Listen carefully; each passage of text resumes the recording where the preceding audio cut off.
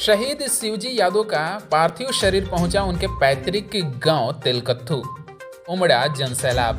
खबर है कि दुश्मनों की गोली सीने पर खाकर शहीद शिवजी यादव का पार्थिव शरीर उनके पैतृक गांव हसनपुरा के तेलकत्थू गांव में पहुंचा है।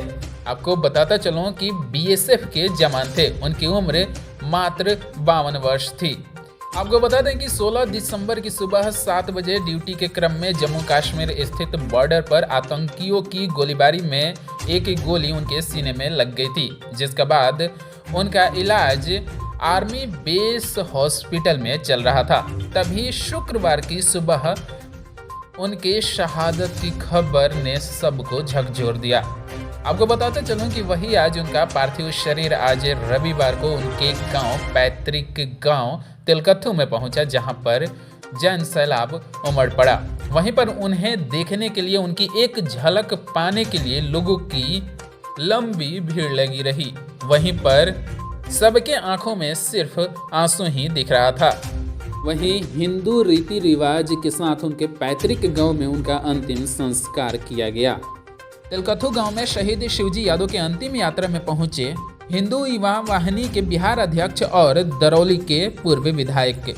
खबर है कि शहीद शिवजी यादव का पार्थिव शरीर आज हसनपुरा प्रखंड के तेलकत्थू गांव में पहुंचा, जहां पर भारी जनसैलाब उमड़ा।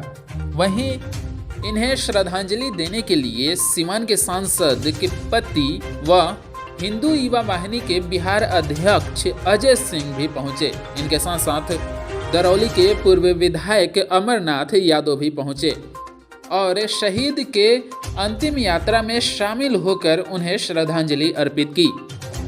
हम लोग के लिए, हमारे जवार के लिए तो बहुत दुख की बात है और इस दुख में, इस शोक में पूरे जवार के लोग शामिल हैं। अब इसके आगे हम लोगों के पास तो कोई उपाय नहीं है कि हम लोग जिंदा कर सकते हैं, लेकिन उनके शरीर के लिए, उनके आत्मा के शांति के लिए पूरे जवार के लोग यहाँ पहुँचे हैं कि वो अमर रहें, शहीद जो हैं वो अमर रहेंगे, उनकी आत्मा के शांति मिले। उनके परिवार का जो भी सुख सुविधा है सरकारी, उनको मिलना चाहिए। सबसे पहले तो शिवजी यादव जी जो हमारे देश की रक्षा करते करते बीएसएफ के जवान अपनी जान को आहुति दिया, उनके चरणों में अपने तरफ से, पूरे सिवान के जनता जनार्दन की तरफ से श्रद्धा सुमन अर्पित करता हूं। और आप शिवजी यादव जी, आप इस दुनिया में भले ही आपका शरीर नहीं है, लेकिन आप जीवित हैं।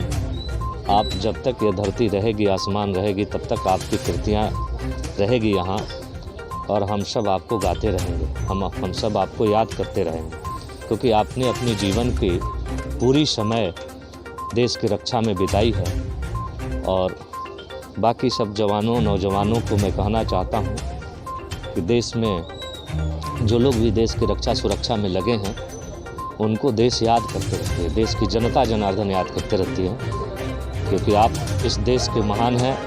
आप ही की वजह से यह देश सुरक्षित है। आपकी कुर्बानी और आपकी शहादत से इस देश की सुरक्षा होती है। और हम लोग चाहे जितना इनका आदर करें, सम्मान करें, वो कम ही है, क्योंकि जो देश के लिए सुरक्षा में लगा है वो महामानव है। और इन्हीं लोगों की वजह से हमारी देश सुरक्षित है। हम भारत के एक एक जनता सुरक्षित हैं। इसलिए मैं इनके बार बार चरणों में श्रद्धा सुमन अर्पित करता हूँ। जिस आतंकी हमले में उनको गोली लगी थी, आतंकियों के उनका क्या कहेंगे जो लोग बार बार इस तरह से सीज़फायर करते रहते हैं, जवानों को गोली चला देते हैं?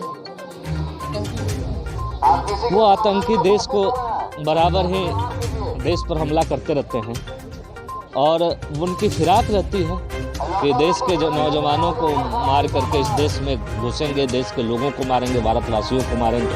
लेकिन उनकी मनसूबा जो है, हमारे देश के जवान कामयाब नहीं होने देते हैं।